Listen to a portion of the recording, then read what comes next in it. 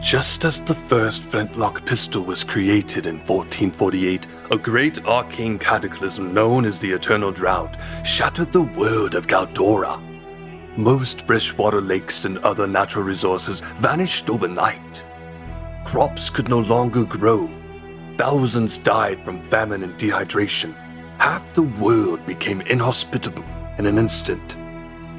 Since that day, Orcan raiders, goblins, and powerful demons emerged from the shadows, began the rampant destruction of humanoid civilizations. Magic was first introduced after the cataclysmic event, and scholars attribute the Eternal Drought with the creation of the Arcane Weave, magical energy bleeding into Galdora through dimensional tears from other planes. Only 1 out of 10,000, regardless of their race or heritage, could wield and manipulate the Arcane Weave. The world calls these highly prized mages Weave Casters. Mystical metal ore known as Serite is found deep within the caverns and the darkest mines of Galdora and began to form after the Eternal Drought occurred. This precious metal is used in everyday arcane technology, and even a small piece could power great arcane marvels. Bright blue bioluminescent fungi known as chlorophyte also began to grow naturally in Galdora along its many ley lines.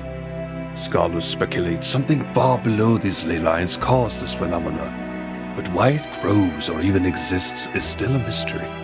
Chlorophyte contains mystical arcane properties, and it's used in most modern potions and potent healing remedies.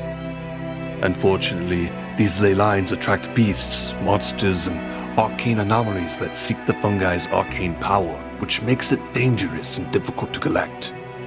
However, a pound of chlorophyte could turn a pauper into a prince overnight, making it highly sought after by many daring adventurers.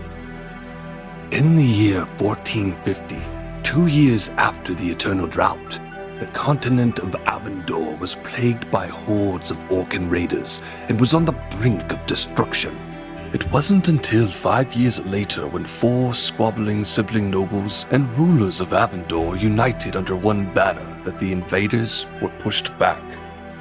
The 4 siblings gathered the largest army ever created in Galdora's history, and after one massive decisive battle, scattered the Orcan raiders to the darkest corners of the world. 2 of the siblings were killed during the war, leaving only Zaroff and Thaddeus Fire left to once again scramble for control over the throne. Zaroff believed that gunpowder and brass should rule supreme, while Thaddeus is certain that the Arcane Weave was the key to everlasting peace. The 2 eventually split the continent in 1460 after a 5-year civil war, creating 2 independent countries known as the Kingdom of Aelfire to the north and the Magocracy of Grimfire to the south. Years of separation, lack of trade, and little to no communication caused the 2 kingdoms to form their own unique lifestyles. The mostly stone and brass Germanic architecture of Aelfire differs greatly from the copperwood Victorian-style structures of Grimfire. Pollution from factories creating weapons of war smogged the wastelands of Aelfire, while weaponized floating magical towers protect Grimfire's borders. Harsh, cold temperatures make most of Aelfire a barren wasteland compared to the pleasant weather of Grimfire to the south. In the Kingdom of Aelfire, fairy tale capped towers soar high above Gothic-style castles. Fish vendors flood the cobblestone streets and steam-powered wagons putted from town to town, hauling precious cargo. Mechanical animals made of metal, brass, and cogs are ridden by tinkerers, while mechanical weapons of war are paraded through the streets. Flintlock-wielding gunslingers known as tricksters roam the freezing wasteland, selling their service for coin, often taking on the most difficult tasks not suited for ordinary adventurers. Paladin bounty hunters known as the Followers of Solinari, worshippers of the Goddess of Light, scour the lands in search of white-furred werewolves, undead creatures, and other unnatural abominations, believing they're bringing an end to the God of Shadow with every creature slain. Magic is forbidden in the Kingdom of Aelfire, and transgressors are severely punished. The Hermit Kingdom is a cruel, chaotic, and cold country.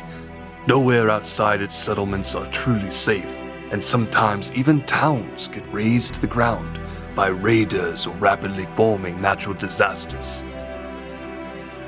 In the magocracy of Grimfire, military battalions known as the Star Brigade patrol the skies riding atop mechanical arcane-powered mounts, some resembling creatures of myth and lore and other exotic creatures.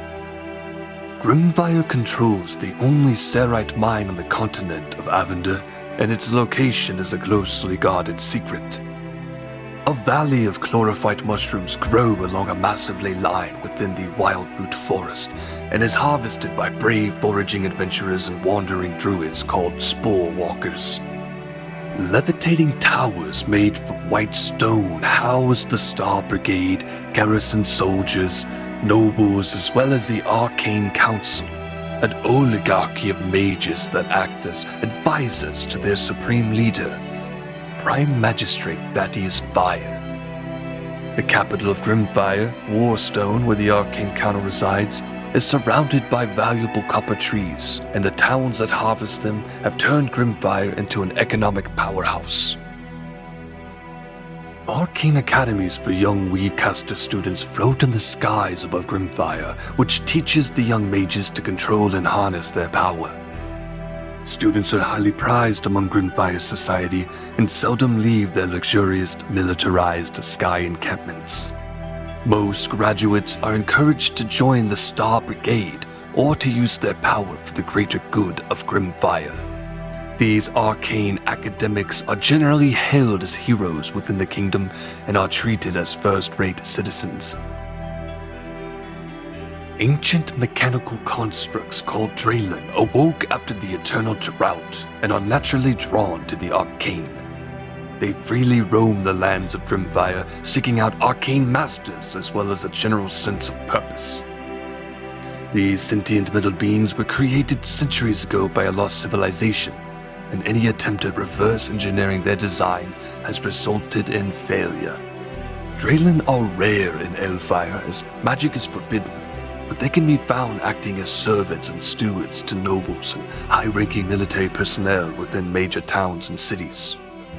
The current year is 1498, and a fragile yet lasting peace has endured for the last 43 years between the two nations through a treaty known as the Concord of Peace. However, while Grimfire continues to prosper, Elfire grows bitter from the ever-cold temperatures and scarcity of food. Orcan raiders have become more frequent, and a rumor of a highly intelligent Orcan general plotting from the shadows has the kingdom on edge. Border clashes between Elfire militia and Grimfire's spellborn brigades at Redfall Fortress has increased tensions between the nations, and as Elfire grows more desperate, the likelihood of war between the two nations seems all but inevitable.